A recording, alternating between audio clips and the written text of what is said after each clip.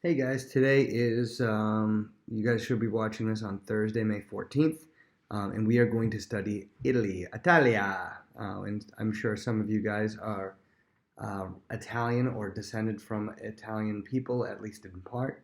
So this hopefully will be interesting for you. At least a couple of you have descended from Italian people. This is why Europe is really interesting to study because we have a lot of different people have their roots in it, whether it be England or Italy or Spain if you speak Spanish or Portugal if you speak Portuguese and different things like that. And we have a lot of things to relate to. Italy is a very important country on the world stage over the last few hundred years, so there'll be a lot of notes to take. Remember, get your notes out. I advise printing it out and writing little things down. You can always pause the video. You can have an extra piece of paper as notes, but those notes are what you can use on the test. And remember, it's not just what the book says. I'm going off of the book, but when I turn from the book and look at you and start talking again, that information is important as well. So write it down. All right, we're going to be on page 231. Actually, first let's turn to page 224. Everybody there? 224. We're going to look at Italy. So we've already talked about Spain. We've already talked about Portugal because we're talking about Mediterranean Europe at this point still. And so Spain and Portugal are on the Iberian Peninsula by themselves over there. Sorry. And we know that their border, they have the Pyrenees Mountains right there between Spain and France. But we're going to jump over to Italy. Italy's purple in that picture, and Italy kind of looks like a boot.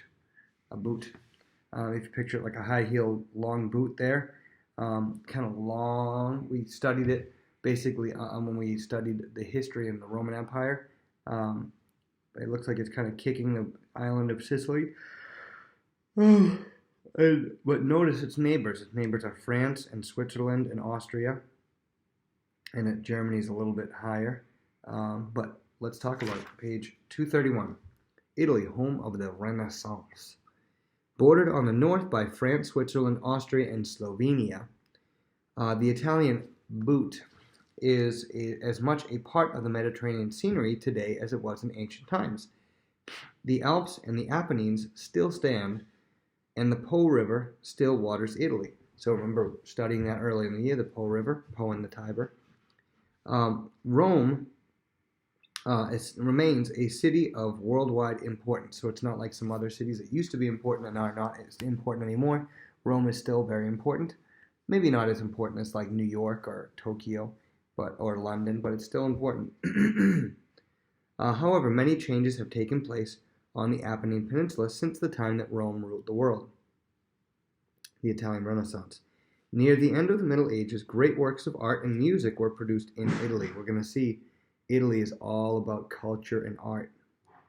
Because it seemed as if the land were waking up from medieval darkness, this period from 1300 AD to 1600 was called the Italian Renaissance, or the rebirth. So Renaissance means rebirth. And it's where like they kind of wake up out of the medieval times were kind of sometimes considered like a dark ages as far as scientific discovery and as far as art goes and stuff like that. But from 1300, 1600, people started kind of getting out of that mode, waking up out of it. And three of the most important Renaissance artists lived during this time. Or Renaissance Italians were artists. Leonardo da Vinci, who was an unbelievable person, Michelangelo, and Raphael. We're going to talk about da Vinci and Michelangelo a little bit more in a minute. Leonardo da Vinci, who lived from 1452 to 1519, was truly a remarkable man. They coined a phrase about him called Renaissance man. Like if you ever hear the phrase, he is a Renaissance man, what that means is they're very good at a lot of things. They're like a protege at like everything. They're just really great at everything. The man who can do everything. And that was Leonardo da Vinci. He was just great at everything. He was a world-class scientist. He was a world-class painter. He was unbelievably smart, genius guy, and engineer. He built things, inventor. He's great. It says he was not only a master painter, but also an architect, a sculptor, inventor, and engineer who was centuries ahead of his time. He had some inventions. On pages of the notebooks, he wrote out plans for flying machines. He actually would draw out plans for things that he would invent, but had no way to actually invent it and make it yet. Like he had a plan for a flying machine, which looked a little bit like the first airplanes, a parachute, tanks, and a movable bridge. He had all these inventions that were invented years and years later. He made scientific drawings of the human body, which showed bones and muscles and tendons.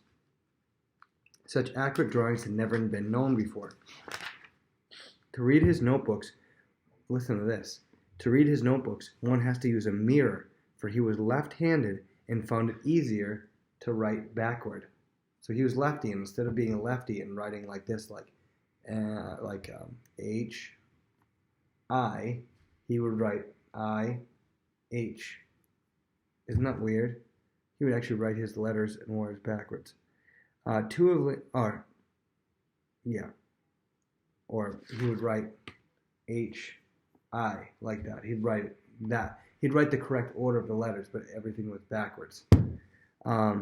Two of Leonardo's most famous paintings are Mona Lisa, the woman with the mysterious smile, kind of thing like that, and The Last Supper, which shows Christ and his disciples in the upper room. Another great artist of the Renaissance was Raphael. If you notice, Leonardo, Raphael, Michelangelo, we're going to talk about, there's another one named Donatello. If you guys don't know that, they're Ninja Turtles. Ninja Turtles were named after these guys. These guys weren't named after Ninja Turtles. Ninja Turtles were named after these guys. Raphael was another great artist who completed several hundred paintings, even though he lived for only 37 years. I'm almost that old. One of his famous paintings is the Sistine Madonna. Raphael was also an architect, and an architect is somebody who designs buildings, like they draw up plans for buildings and everything, or bridges. He directed the building of the St. Peter's Church in Rome. Now we're going to talk about Michelangelo, who is my favorite Ninja Turtle, but this guy in real life is a different person. Many people consider Michelangelo... Oh, I want to talk about Mona Lisa. Before I talk about Michelangelo, look at the bottom. See that picture on the bottom left, page 232, is Da Vinci's sketch of what a military tank might look like. He had it like moving along the ground like this, and they would have weapons out of the bottom, and it would move along like that. And then you have the middle picture is the Mona Lisa. It's actually the most famous painting of all time. Michelangelo. Many people consider Michelangelo to be the greatest artist of the Renaissance. He's not necessarily the greatest person, but the greatest artist specifically. His paintings of creation, Adam, if you've ever seen creation, it's like a picture of like God reaching out like this, and then Adam is reaching out this way, and like God is touching, like about to touch hands. Adam and Eve and the flood are some of the greatest art the world has ever seen. For 2 years, Michelangelo lay on his back on top of high scaffolds like raised platforms, to paint these scenes on the ceiling of Rome's Sistine Chapel. So the Sistine Chapel is a church. I could show you if we were in class. I could show you. They actually have a live stream that you can just move around and look at the different places. But the Sistine Chapel is a church, and it had a ceiling that's just unbelievably painted. And he laid on his back, just like painting like this, for 2 straight years, and it's just beautiful. 2 of his most famous works of sculpture are the statues of biblical leaders David and Moses. You can see David right there. It's a statue. He carved that out of stone. Some Italian people. Here's some famous Italian people. There are a lot of Italian people that you need to know. Oh, so Leonardo da Vinci, there's a whole bunch of things you need to know about him. But Michelangelo, really the only thing you need to know about him is that he painted the Sistine Chapel, the ceiling. Italian people. Italians are noted for their expressiveness. Have you ever known somebody who's Italian? They use their hands a lot and everything. And Italians are very expressive. You never, generally, if you talk to an Italian, let's say about food, they don't say something like, it's okay. It's usually like, oh, it's great. Or, I have Italian family, so I understand. Very passionate. So Italian people are expressive. They're lively. They love fine art and music. They're delicious foods. I mean, I think all of us know how good Italian food is, including pastas, And spumoni. Spumoni is an ice cream that's a little bit less known than pasta, but everybody knows what pasta is. It's Italian. Have become favorites of people around the world today. Many explorers, many Italians have been important to world history. In the late 1200s, a guy named Marco Polo invented a pool game. No, he didn't invent a pool game. He became the first European to travel all the way across Asia. I don't know why Marco Polo, the game Marco Polo, is played in the pool. Why Marco Polo? I don't know why, what the roots of using his name are, but his Marco Polo was a real guy who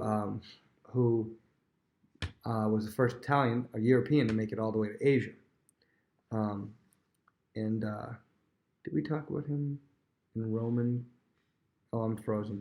I'm not sure if we talked about him during the Roman Empire part, but he was a very important person for Europe in discovering, talking to China and learning a lot about China. His lively accounts of his journeys caused many Europeans to become interested in finding out about the rest of the world. That was in the 1200s. Christopher Columbus, the discoverer of America, quote unquote discoverer. He was obviously already there and already had people in it, but he was a discoverer for the Western world. He was born in Genoa, Italy in 1451. So he was a Spanish, he was hired by the Spanish, but he was an Italian guy. He later moved to Portugal and made his discoveries in the name of Spain. So he was kind of confusing on what category you should put him in, because he was born in Italy, was an Italian man, but he lived in Portugal, and he was hired by Spain. So do with that. But in 1492, Columbus sailed the ocean blue. John Cabot. John Cabot was another guy who his discovery of North America was made in the name of England. He was also Italian, but he sailed in the name of England, like Christopher Columbus. There's some Italian names that are really fun. The next one, the first man to realize that the New World was truly a new world, not part of Asia, because the guys before this all thought that the New World was part of Asia. The first guy to realize that it was a brand new continent that the Europeans had never been to was an Italian seaman named Amerigo Vespucci. You can say that one. It's a very fun name to say. Amerigo Vespucci. And if the name Amerigo sounds very familiar, yes, America was named after Amerigo Vespucci. That is correct. And so hopefully this unfreezes soon. And so Amerigo Vespucci, he's on there. All you have to really know is that America was named after him. A great scientist, one of the founders of modern scientists, Galileo. His name was Galileo Galilei, or whatever, how you pronounce that. Was from Italy. Galileo was one of the first men to view the heavens through a telescope. He invented the telescope, and before that they were called naked eye scientists. Not that like their eyes didn't have clothes on, but they were basically looking at the heavens, just looking up. That's basically what they would do. They just look up at the sky. But Galileo, he actually used a telescope. His discoveries and writings led to many other great scientific discoveries in England and other parts of Europe. He actually, we study him in science. If you remember in science, he came up with that discovery with the ramps, putting a ball down a ramp, and it doesn't matter the angle it goes at, it will return to the same height if the ramp has no friction on it. He also discovered the fact that if you have two balls of different weights, they will fall to the ground at the same rate. Musicians. Many famous composers and musical performers have come from Italy. The most important musical form in Italy is the opera, which opera is a sad or funny story that's acted out and sung on stage. Two famous Italian operettas are Verdi and Puccini. Another fun name, Puccini. So you got Vespucci and Puccini so far, which are fun names to say. So Italy, if you're not getting this so far, Italy is very, very much on the forefront of culture, art and music and explorers and stuff like that, science. They weren't necessarily a great military power. That was more like France and England during this time, and maybe Spain for a little while and before they dropped off. Italy was not as interested in conquering as they were in culture. Changes in government. So after the fall of the Roman Empire in 476, because obviously the government of Rome up until then was the Roman Empire, Italy was divided into a collection of small, weak states that were often invaded and conquered by foreign powers. Barbaric tribes, the popes, the Holy Roman Empire, France, Spain, and Austria are just some of the peoples who ruled all or part of Italy at one time or another. So it kind of was like that for a while. Even though Italy had all of these cultural successes, they were conquered by a lot of people. In 1861, Italy finally became a united kingdom under King Victor Emmanuel II. After World War I, however, the Italians came under the dictatorship of Benito Mussolini. Okay, we're going to pause here. I wish this was unfrozen. We're going to pause here. So how do we get here? We jumped all the way from the mid-1800s to after World War I. Well, what happened in World War I for Italy was that we're going to see during World War I, they were the good guys. The good guys were called, well, we think of them as good guys because America was part of it. And I mean, they really were the good guys. Actually, let me change that. They really weren't any good guys, but if there were any good guys, I guess it would be these guys. The Allies, on the Allied side, which were like England and France and eventually America, the Italians they declared themselves neutral for World War I, and they didn't want to be in the war. And so they stayed neutral for a while, but then they decided to join the war on the side of the Allies against the Central Powers, which were Austria and Germany and a couple others. So what happened was this guy Benito Mussolini, he was actually a newspaper writer, and during World War I, before World War I, he wrote newspapers and stuff and got on the radio and tried to kind of spur everybody on. He was kind of like a underground grassroots kind of radio guy that was trying to spur people on to like socialism, which we'll talk about a little later. I know you guys know a little bit about it already, but we'll talk about it more later. And he thought the best way to get socialism was to, at first he was completely against the war, but then he was really for the war, and he decided to push everybody to get into war, and so the whole country said, let's go to the war, and they went to war, and he became a sniper. And anyway, after the war, hey, I'm back. After the war, Benito Mussolini used the anger of the Italians, because what happened after World War I, the whole reason the Italians joined the war was the Allies promised them, we'll give you this much land, okay, we'll give you this much land, and the Italians were like, okay, fine, we'll come into war, and they battled and everything, and then at the end of the war, they said, the Italians said, I know you said you were going to give us this much land, but we actually want this much land, and the Allies said, well, we're not going to give you this much land. In fact, this much land that we offered you, we're actually only going to give you this much. So the Italians stormed out of the meeting. They were they were having peace treaties and trying to figure out the details. And so the Italians felt like they were shortchanged by the Allies. They were not treated fairly by the Allies. So they got really angry. And later on, we're going to see what happens later on. But so Benito Mussolini comes to power. There's a lot of trouble in the politics, and this guy comes to power. And he starts a group he was the leader of the fascist political movement.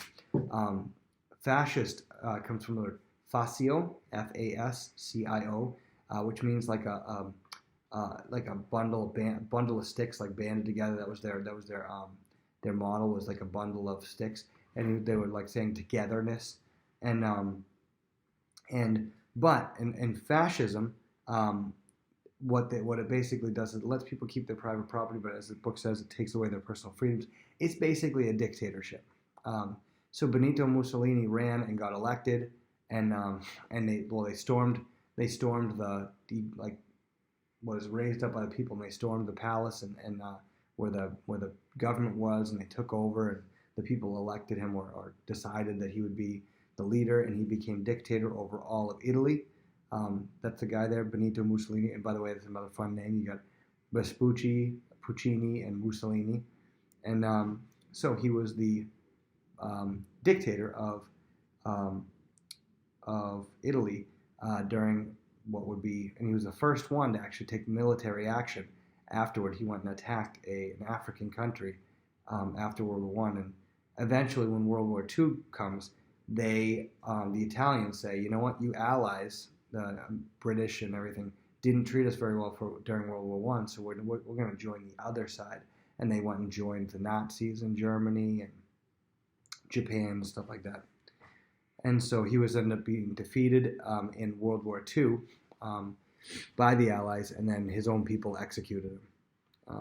But anyway, the Italian Republic. Since 1946, Italy has been a republic. Since the end of the World War II, they've been a republic. They're no longer a dictatorship, obviously. And they have a president, a premier, and a parliament.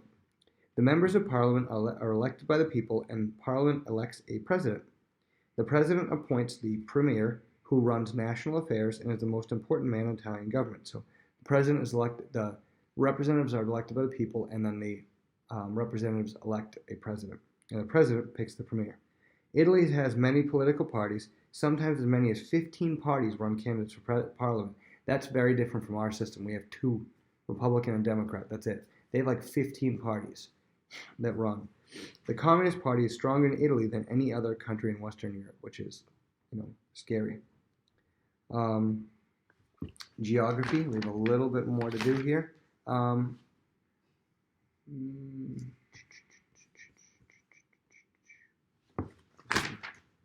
already gone 20 minutes.